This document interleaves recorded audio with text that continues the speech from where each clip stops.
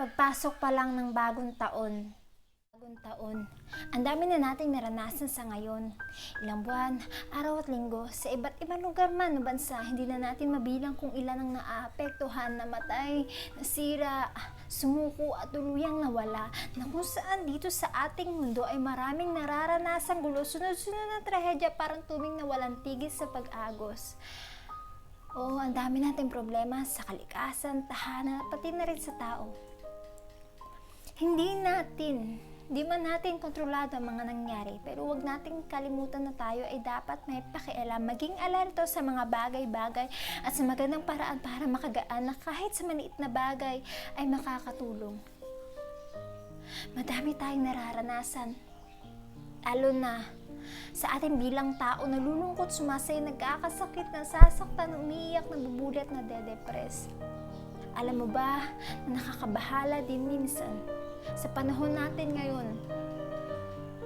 Madali nang sabihin at gawin yan dahil sa digital at automatic na gamit natin, isang post, isang click at share ay nababasa at pwede rin naman panood kahit na malayo.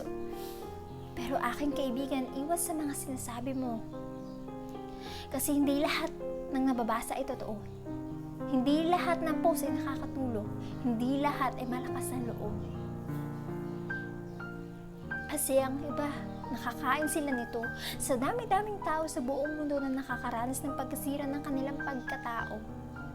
Dahil sa mga taong walang magawa, mga salitang nabibitawan mo na kapag nabasa ay parang may sumaping demonyo. Mga salita na mapapaisip ka at napapatanong ka kung bakit ganito, ano ba ang nagawa nila sa'yo. Alam mo ba ang istorya ng taong sinasabihan mo? O baka hindi mo alam at nararamdaman nila tuwing gigising sila ng umaga na unti-unti silang nagbabago. Na kung dati sila ay nakikita mong masigla na parang di napapagod, pero kapag sila ay nag-iisa na ay parang halaman na hindi mo nadidiligan sa araw-araw dahil sila ay unti-unti nang nalalanta at namamatay. Yung dating makulay at masaya ay biglang naging madilim dahil sa'yo. Maraming salita ang sumasagis sa kanilang isipan na akala mo ay parang walang katapusan. Maraming tanong, hulat, pagtataka na kung ano ba ang mali sa kanila. May mali ba silang nagawa? Pinapakailaman ba nila ang buhay mo? Bakit sobra mo bang perpekto sa mundo? Yung tipong walang mali at tama lahat ang ginagawa. Simple lang ang magsalita at magbigay komento. Minsan naiinis ka, nagagalit sa kanila o sa mga taong pumapatay kapag may mga nakikita kang taong napatay dahil sa walang kalaban-laban sa buhay. Yung mga pumatay ng tao na wala lang magawa, pero isipin mo sa ginagawa mong ganyan. Ang mga salita mong nababasa nila sa makabago nating teknolohiya ay hindi ba para na rin katulad mo sila? Mamamatay tao ka na rin kahit di mo naman sila nakikita. Mga mukha nila ay tiling napapagod na, umiiyak gabi-gabi at nababalisa, hindi na makakain at parang wala nang pakialam pa. Gusto nilang magkwento kung ano ang nararanasan nila sa mga taong malapit sa kanila. Pero ang iba ay hindi sila pinapaniwalaan at ito ay pinapasawalang bahala. Tila iniisip na kalokohan lang ito. Malalagpasan nila ito bigla-bigla, pero kung ikaw ang nasa kalagayan nila, kailangan nila ng kausap para makinig sa kanilang kwento. Mga mukhang nakakapanibago para sa iyo na ibang-iba na dati ay may ngiti sa labi, ngayon ay may mga mata, walang tigil sa pag-agos, inaaliw na lang ang sarili para sila ay maging masaya, nagiging abala sa gusto nilang ginagawa para mabuhay at isipin walang problema. Iniisip nila na kailan ba ito matatapos. Napapagod na ang sarili sa mga nakikita at napapakinggan.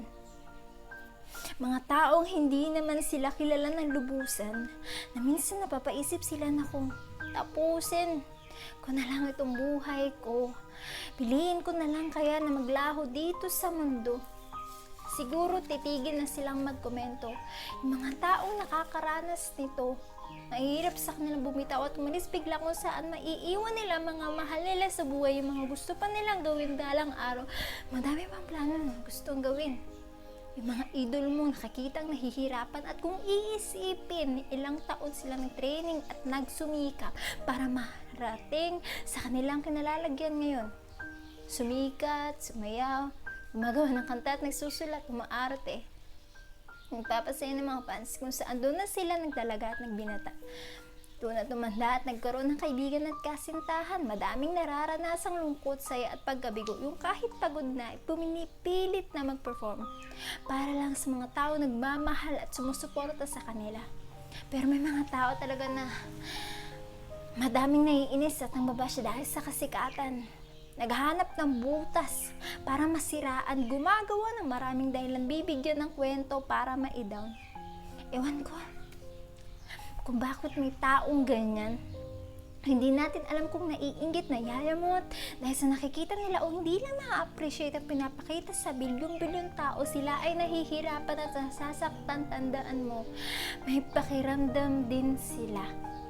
Kaya nga ng iba sa kanila ay umaalis na lang sa grupot, naghahanap yung kanilang gustong magawa, pero ito nakakalungkot sa kabila nito. Kahit sila na nahimik na, ituloy pa rin silang sinisira. Nakikita natin yung mga post nila na gusto nilang mabuhay ng normal, kagaya natin. Nababasa na bilyong-bilyong tao ang kanilang mga gusto, mga salitang gusto na nilang sumuko. Nag-iiwan ng salitang papaluhain ka dahil sa kanilang mga nadarama sa mga taong ayaw sa kanila. Puro paninira at masasakit ang dulot sa kanila. Kaya nga naman iniisip nila na kung sila ay maglalaho, ay matatahimik na sila sa mga salita na hindi na nila makikita. Nakakalungkot na yung mga binibitawan nilang salita. Na bago sila maglahot at mawala, yung wala silang magawa, kundi tapusin na, pero para matapos na rin ang kanilang paghihirap. Ang katotohanan kasi niyan, dito sa ating mundong ginagalawan, ang karamihan, kapag nawala ka na, doon na nila nakikita at naisasabi ang mga walang sawang pagbibigay ng magandang salita sa kanilang mga ginawa. Ma-appreciate, pupurihin ng madla. Para saan pa yung mga salita? Kung hindi na rin naman nila makikita, bakit hindi nyo nagawan at sabihin yan para masalba sila? Sa mga panahon sila ay nagdurusa, huli na lahat at nakapagdesisyon na sila. Oo, marami pa rin ang magagandang salita, pero nangingibabaw sa kanila masasakit na mga salita, nakakalungkot mang isipin sa inyong ginawa. Maraming nadamay at nawala. Pero yun lang kasi ang dahilan nila para matapos at tumigil ka na. Sana naman sa mga ilang taon, wala nang madamay. Dahil lang sa mga masasakit yung salita. Hindi lang sa mga sikat, pati sa ordinaryo na rin na nabubuhay dito sa ating mundo, tigilan na yung paninira at pagbibigay ng masakit na salita. Wala tayong karapatan para sirain sila. Hindi natin sila kilala ng sobra.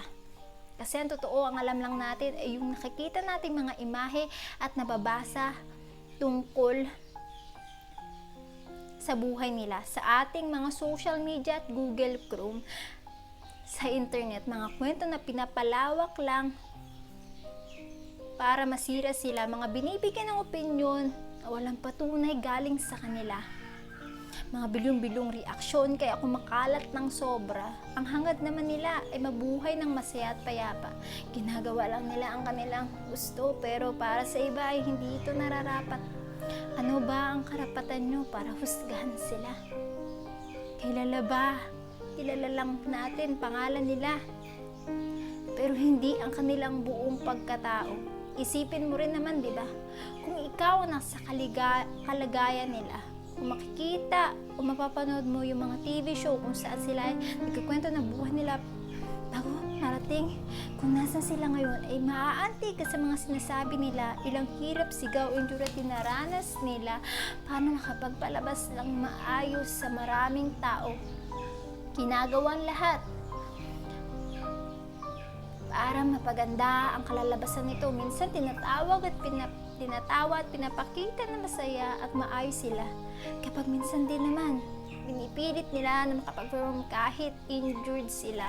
Ginagawa ang paraan para makapagpasaya na makita mo sila. Pero kapag tapos na, pagpapalabas ay doon nila nilalabas ang sakit at luha ng kanilang nadarama. Ayaw nila ipakita yung lungkot nila sa madla kasi baka malungkot din pati ang manood sa kanila. At minsan hindi na nila kinakaya, nahihingi ng pasensya at tinutungo ang ulo para sa dahilan na hindi nakapag-perform ang isa. Kahit ganun ay nagiging energetic sila kapag nakikita nila ang mga fans ay masaya at sumisigaw para i-cheer sila. Dahil sa kabila ng lahat ay hindi sila iniiwan. Hindi ko lang maintindihan ng iba, maraming sensitibo at agresibo na tao na halos bawat kilos at post nila ay may nasasabi. Binibigyan ng masamang komento na grabe, sumusobra ka na sa linya. Hindi mo na ata alam ang respeto sa kapwa-tao na nagpasimuno ng lahat para magulo ang buhay ng isang tao. Tandaan nyo, wala namang perpekto dito sa mundo.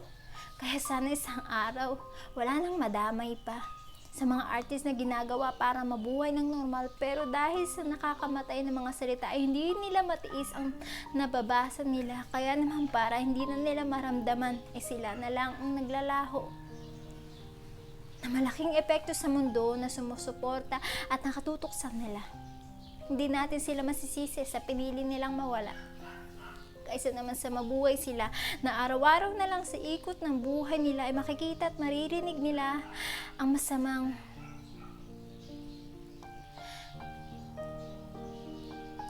komento na tungkol sa kanila na tila di naman totoo, kaya naman kahit ganun ay hindi maalis sa isipan habang buhay na kayo'y nagpasaya, nagpakilig at hinangaan ng maraming tao.